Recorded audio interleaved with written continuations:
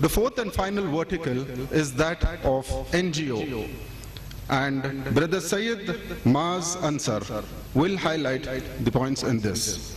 A little bit about Maaz. A chemical engineer by profession, currently the plant in charge at Utico Power and Water in Ras Al Khaimah, UAE. Maaz has been actively involved with NGO and community social services. He is the executive vice president of a registered NGO called Empowering Ummah Foundation. He's worked with Pollution Control Board and Indian Institute of Science and worked on conservation projects in many lakes conservation. Passionate about educating the girl child and working for women empowerment. Was actively involved in School Chalo program. I invite Syed Maaz to take charge. Respected elders, my dear brothers, sisters, Assalamu alaikum wa rahmatullahi wa barakatuh. Thank you for those kind words, Ashwaq bhai. Well, as we have seen during the course of this evening, our respected speakers have taken us through all the various verticals Ummat.com aims to provide the Ummat with. Now, the various verticals as you have seen: employment, expanding in creating business networks, and finding inshallah a lifetime of happiness through our matrimonial services. Now I have been asked to speak on one of the most important aspect of not only Ummat.com, but I feel a cornerstone of every Muslim's life, that is charity. Inshallah, before coming on to the functionality of the NGO Connect, I would like to shed some light on how it all actually began. It was, alhamdulillah, one evening in the month of Ramadan. A group of friends were having a discussion of organizing a Dawat-e-Iftar. But, alhamdulillah, by Allah's mercy, they had a thought and they realized, let us gain more sawab.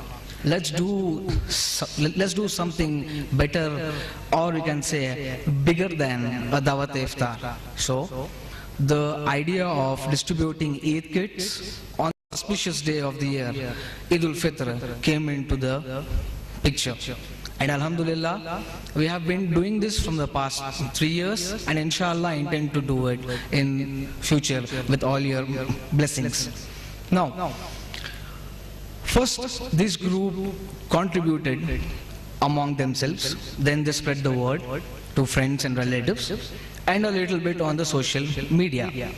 But the kind of response was amazing. Alhamdulillah, the funds were very excessive. In fact, we had to reroute all of the excessive funds to various other activities. And we thought, who are these people? Why are they giving us the funds?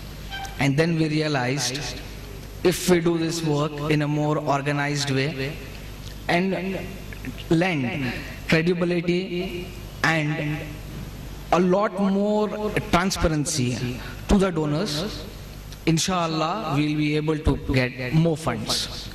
That is how the Empowering Ummah Foundation Trust came into picture.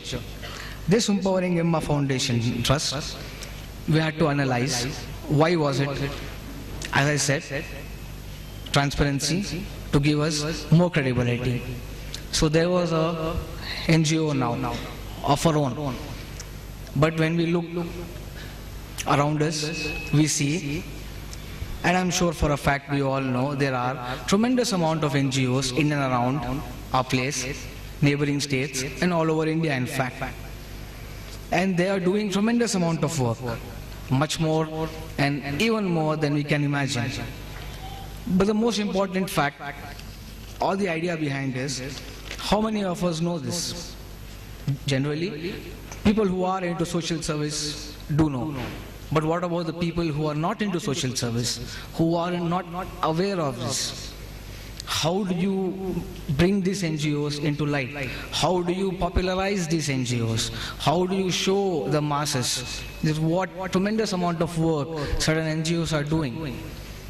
Now we have a recent statistic which says there is an NGO for every 600 people, and there is a policeman for about 900. So we have more NGOs than we have policemen in our city. That alhamdulillah is a very good thing. But then there is a huge problem in this. How do we know what is their authenticity? How do we know that what field or what aspect of life these NGOs help? How do we donate to these NGOs, or how the NGOs connect to the people? Here is where Ummah.com provides a very good platform, that it connects all the NGOs. It gives a single go-to site. We have a portal on our website which inshallah I am very, very hopeful you all will visit. There is a completely different segment, a dedicated segment called Appeals page. The NGOs which register with us can post unlimited appeals, and any visitor to the site can go through these appeals, see these appeals, and according to his will, his wish, alhamdulillah, he can donate to the appeals. I'll just take you through a brief and short functionality that how an NGO can connect with Ummah.com's NGO Connect. It's a very, very simple process. An NGO has to apply for registration. Empowering Ummah Foundation, the trust that I said, will receive the notifications and will verify the documentation. And the Empowering Ummah Foundation will approve the registration if all the documents were according to the notified standards and specifications. Upon approval, the NGO receives full functionality for its account and is free to interact or post appeals on the dedicated appeal page. Now, what is the benefit for the donor?